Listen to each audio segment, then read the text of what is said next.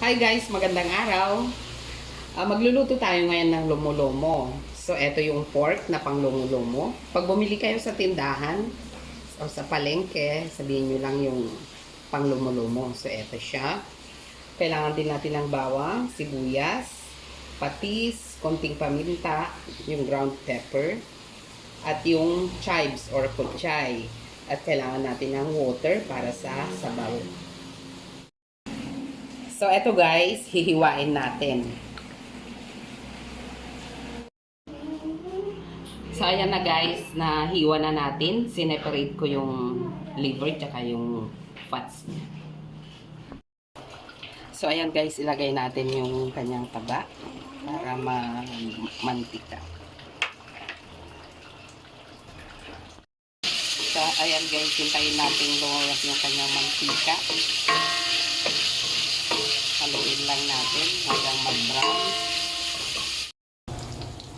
So, ayan guys, nag-brown na siya.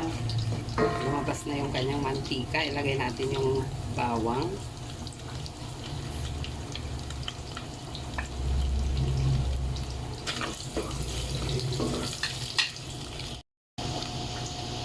So, ayan, pwede na natin ilagay yung kanyang linus. Kanyang laman.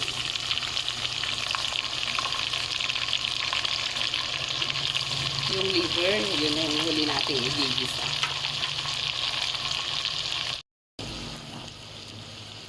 So, ayan guys, lagay na natin yung liver niya.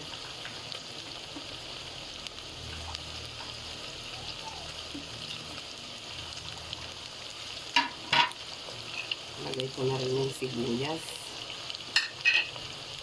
Yung paminta. At yung patis.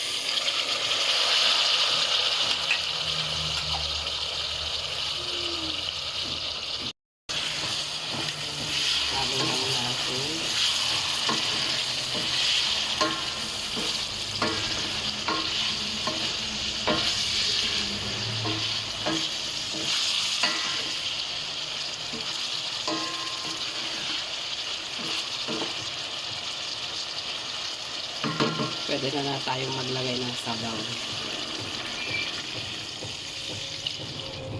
Dagdagan ko pa ng konti.